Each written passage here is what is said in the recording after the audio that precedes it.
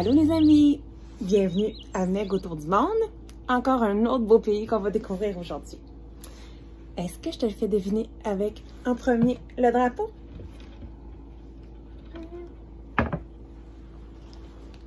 Voici le drapeau du pays en question. Est-ce que tu le reconnais? Non? Attends, j'ai un deuxième indice pour toi. Est-ce que tu reconnais ce personnage? Il fait un petit peu peur, hein? Oui? Non? C'est le personnage de Gollum, qui est un personnage bien connu de la série de films Le Seigneur des Anneaux.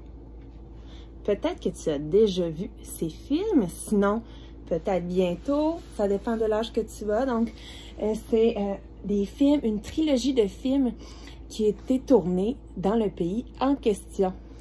Donc, le pays en question, c'est la Nouvelle-Zélande. Donc, c'est un pays très, très beau et dans lequel on a tourné cette trilogie de films. Donc, des paysages particuliers qui étaient très à propos avec l'histoire de ce film-là. Donc, c'est où la Nouvelle-Zélande? Je me tasse un petit peu par ici pour que tu vois. Juste ici, en bas de l'Australie. Donc, des îles, juste ici. La Nouvelle-Zélande. Donc, son beau drapeau, composé ici. C'est comme s'il y avait un petit drapeau à l'intérieur du grand drapeau, hein? Ça s'appelle l'Union Jack. C'est le drapeau d'un autre pays qu'on n'a pas encore visité ensemble, qui est l'Angleterre. Pourquoi il y a le drapeau de l'Angleterre dans le drapeau de la Nouvelle-Zélande? Eh bien, c'est parce que la Nouvelle-Zélande, c'est une colonie anglaise, donc qui a été colonisée par les Anglais, il y a de quelques siècles déjà. Et composé également de 4 étoiles à 5 branches, rouges avec un contour blanc. Ce fameux ensemble d'étoiles représente la Croix du Sud. La Croix du Sud, c'est une constellation qu'on voit dans l'hémisphère sud. Donc, c'est une constellation d'étoiles qu'on voit, qui est composée de 5 étoiles, mais de 4 étoiles qui sont très, très brillantes, très visibles et qui forment une genre de croix ou plusieurs disent une forme de cerf-volant. Nous, dans l'hémisphère nord, on a quelque chose un peu comme ça, une constellation qu'on voit, en tout cas au Canada qu'on voit bien. Ça s'appelle la Grande Ourse, qui est en forme de casserole. Mais eux, ils ont la constellation de la Croix du Sud en forme de cerf-volant. Quelle langue on parle en Nouvelle-Zélande? 3 langues officielles. Première langue, l'anglais. Ça vient vraiment du fait que l'Angleterre a été colonisée, la Nouvelle-Zélande, donc beaucoup de gens y parlent anglais. Deuxième langue, ça c'est le drapeau de l'Angleterre, le maori. Peut-être que tu as déjà entendu parler de ce nom-là, maori. Je te montre une image qui va peut-être te dire quelque chose. Tu as déjà vu le film de Disney, Moana? Moana, c'était une Maori, donc une petite fille qui faisait partie du peuple des Maoris. Ce sont un peuple autochtone, donc qui parle le Maori. Il y en a en Nouvelle-Zélande et il y en a aussi ailleurs en Polynésie occidentale.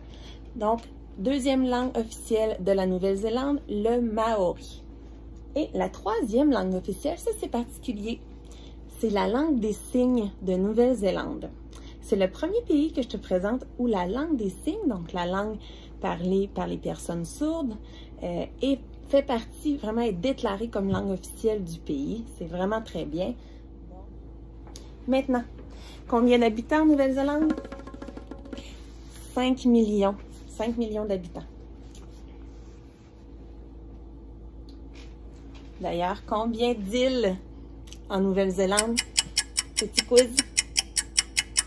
T'as une idée? 10? 15? 100?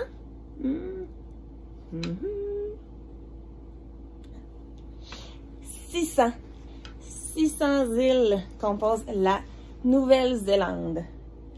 Mais en fait, 2 grandes îles principales, l'île du Sud et l'île du Nord. mais il y en a quand même 590 autres.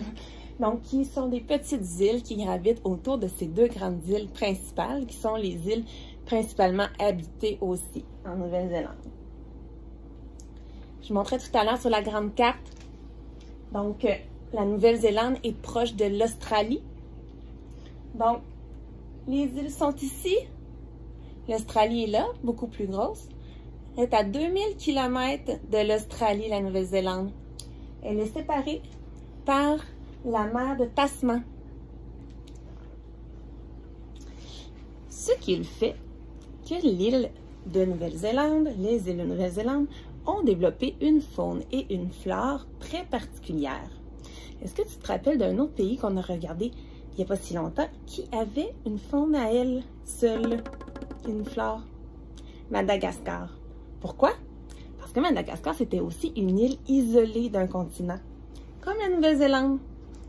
Et ça fait en sorte qu'il s'est développé beaucoup de types d'espèces d'animaux et de végétaux qui sont spécifiques à la Nouvelle-Zélande. En fait, 80% de ce qu'on y retrouve se trouve qu'en Nouvelle-Zélande. Il y avait un terme pour ça. Tu t'en rappelles? C'est endémique. Donc, on a des animaux et des végétaux endémiques, donc exclusifs à un territoire. Je t'en présente quelques-uns, d'accord? Premièrement, le kauris géant. Le kauris géant, c'est un immense arbre, en fait, un arbre géant. C'est un des arbres les plus géants, les plus gros, les plus solides au monde. Tu vois, les gros troncs. Regarde les deux femmes ici qui sont à côté sur le tronc. Il peut mesurer 50 mètres de haut, le kauris géant, jusqu'à 16 mètres de diamètre, donc de largeur, 16 mètres. C'est énorme. Donc, c'est des géants. Les Maoris les appelaient les seigneurs de la forêt parce qu'ils pensaient qu'il y avait des divinités à l'intérieur pour faire en sorte que ce soit des arbres si gros. Et ils peuvent vivre, très particulier aussi, plus de 2000 ans. 2000 ans. Donc, c'est extrêmement vieux. Donc, des arbres vraiment qui peuvent avoir toute une histoire à nous raconter. Un autre, j'y vais du côté des insectes maintenant. Le weta géant. Il y a beaucoup de géants en Nouvelle-Zélande. Donc, le weta géant, c'est l'insecte le plus lourd au monde. Regarde. Tu vois, dans la main? Regarde, ici, le weta est en train de manger une carotte. Tu vois? Une grosse carotte. Donc, c'est un insecte qui peut vraiment grossir, être plus gros qu'une souris. Donc là, j'ai une fausse souris. Donc, ça, puis là, c'est une petite. Elle fait des petits bruits. Mais c'est vraiment, même plus qu'un petit rat. Donc, remplir la main, comme sur la photo, avec un insecte, le weta, spécifique à la Nouvelle-Zélande. Ensuite, on a le kaponga. Kaponga, c'est une sorte de fougère. C'est un des symboles de la Nouvelle-Zélande. C'est une fougère géante qui, dans le fond, se trouve à faire un peu comme un arbre, un peu comme un palmier, mais c'est une fougère. Donc, tu vois ici, avec le tronc, donc ça peut monter jusqu'à 10 mètres et un peu plus de haut. Donc, c'est une fougère géante, très spécifique et symbolique de Nouvelle-Zélande, même qu'il y a des discussions pour que peut-être ils intègrent l'image du kaponga dans un futur drapeau de la Nouvelle-Zélande. Et non le moindre, un autre symbole très important de la Nouvelle-Zélande, c'est l'oiseau qui s'appelle le kiwi. Un oiseau très particulier. Tu vois sa forme? Premièrement, c'est un oiseau qui ne vole pas. Donc, il fait quand même partie de la famille des oiseaux. Il est un oiseau qui chasse de nuit, donc plutôt nocturne, presque aveugle. Et tu vois son long bec? Donc, c'est avec ça qu'il chasse. Ses narines sont au bout complètement de son bec. Et c'est avec son odorat qu'il va aller choisir et chercher pendant la nuit les insectes, les vers dans la terre pour se nourrir. Autre chose intéressante à savoir sur le kiwi, c'est qu'il peut vivre jusqu'à environ 30 ans et qu'il est fidèle et va vivre en couple, donc amoureux, amoureuse pendant 30 ans. Donc le mâle et la femelle se tiennent ensemble, pas juste en période de reproduction.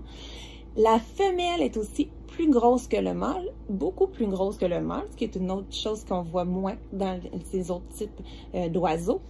Elle peut pondre des très gros œufs par rapport à sa grandeur. En fait, en proportion, c'est le plus gros œuf au monde par rapport à la grosseur de la femelle. Et c'est le mâle qui va couver les œufs. Habituellement, c'est beaucoup les femelles, mais le mâle kiwi est celui qui s'occupe de couver les œufs. Spécial, hein? Donc, on a découvert plusieurs belles choses. Une dernière chose que je veux qu'on regarde ensemble, c'est que ça explique un peu pourquoi il y a autant de choses rares en Nouvelle-Zélande. C'est que c'est un pays très jeune. En fait, ça fait seulement un des derniers territoires qui a été découvert par l'homme. Les Maoris l'ont découvert dans les années 1050 à 1300. Ça fait combien de temps, ça? Ça fait environ 1000 ans. Mais je ne sais pas si tu te rappelles, dans d'autres capsules, on a parlé de des vieux pays qui avaient 20 000 ans, 30 000 ans. Donc, c'est un pays très jeune, la Nouvelle-Zélande. Et les Européens, eux, sont arrivés en 1642. Donc, il y a environ 400 ans. Ce qui fait qu'il s'est développé, il n'y avait pas d'hommes, donc il s'est développé vraiment une faune particulière. Et avec l'arrivée des hommes, de nouvelles espèces ont été introduites sur le territoire, mais elles ont évolué avec le temps. Mais tout en étant isolées dans une île, ça a fait que c'est développé vraiment quelque chose de très particulier. À l'époque, il n'y avait à peu près que des chauves-souris, beaucoup de sortes de chauves-souris, très peu de mammifères, en fait seulement 2 qui n'étaient pas des mammifères marins. Aucun mammifère prédateur, donc pas de renard, pas de rongeur, pas de lion, pas du tout de lion, pas de raton laveur, donc pas de mammifères prédateurs. Ce qui fait que les prédateurs qui étaient les dominants à l'époque, quand il y a eu la découverte de la Nouvelle-Zélande par l'homme, le plus gros prédateur était l'aigle géant de Haast. Malheureusement, il a disparu. Mais je voulais quand même t'en parler parce que c'est encore une fois quelque chose de géant qu'il y a en Nouvelle-Zélande. Donc, l'aigle géant de Haast, il pouvait, on voit une image ici, un dessin, il pouvait chasser, évidemment, il chassait des oiseaux parce qu'il n'y avait presque que des chauves-souris et des oiseaux sur l'île. Donc, des oiseaux, mais des oiseaux très gros. Regarde, ça peut ressembler un petit peu à une autruche. Donc, des oiseaux qui pouvaient peser 60, 100 kilos, même jusqu'à 200 kilos. Donc, ils chassaient. Donc, regarde, juste pour te donner une idée de la grosseur que pouvait avoir l'aigle Haast. Tu vois l'homme à côté? Regarde la bête. Donc, évidemment, c'est une reproduction. Mais ça donne une bonne idée de la grosseur de l'aigle géant.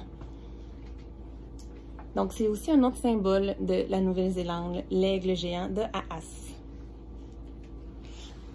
Donc, c'est la première partie avec une autre capsule qui va suivre, quand on va continuer de découvrir des belles choses sur la Nouvelle-Zélande. Il y avait beaucoup de choses à dire, donc ça valait 2 capsules. Donc, je te dis à bientôt pour la deuxième partie de la capsule sur la Nouvelle-Zélande. Bye bye!